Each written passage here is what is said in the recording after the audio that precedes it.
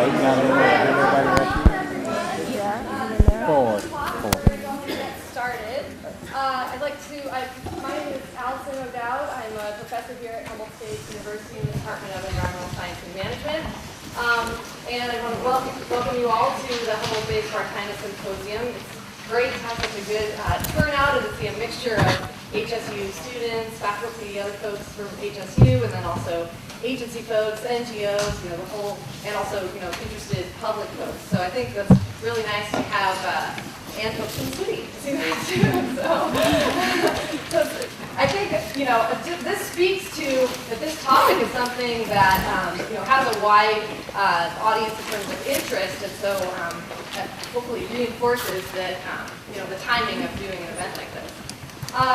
So I just quickly want to acknowledge my co-organizers, Andrea Picard, and also Sharon Kahara, who's in the Department of Wildlife at HSU, but she recently had a baby girl, so she's unable to be here. And as many of you know, Andrea works with U.S. Fish and Wildlife Service and the refuge. So the three of us have been working together, over the past few months to put this together.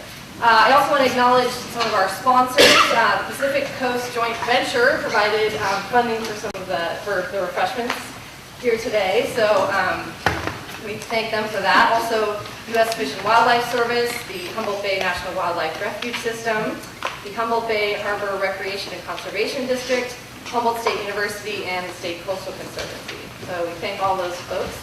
And just a few logistical things. The restrooms are just right out the doors here. You probably saw them as you were coming in. We have some programs and a sign-up sheet here in the front. The sign-in sheet is so that you can send links to the video files. So all the presentations are going to be recorded, and then we'll send you links to YouTube links so that you can send those to colleagues, or if there was a talk that you found particularly intriguing, you could watch it in the evening with popcorn, whatever you want. So so this will just be a way to follow up after the symposium. So a little bit about the inception of how this, the idea for this symposium came about is that we just started to realize all the different research projects that were occurring both here at Humboldt State University, but also through different agencies and other entities. And so the timing just really seemed right to bring that all together in a way so that we could share information, that others could hear about what's going on, and bring about the opportunity for collaboration or maybe to spur new projects in the future. So that's kind of what we were hoping to achieve through this symposium. A little bit of background.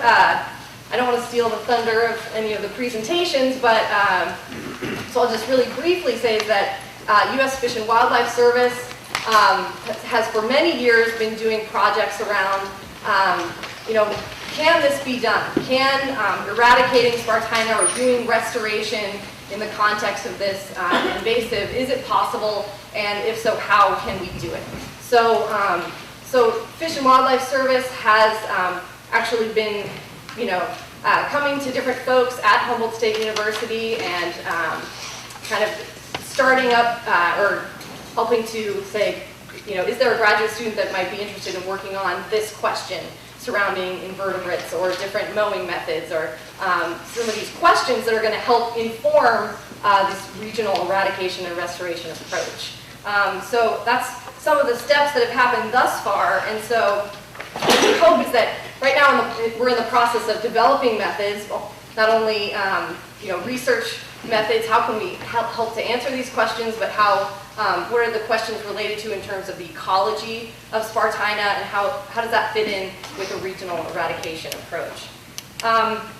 So as I mentioned, we really just would like to sort of strengthen collaborations and work to address the needs of the community. I think this is a good example of involving a university to address some local issues that are relevant to the community and obviously to the ecosystems around the bay.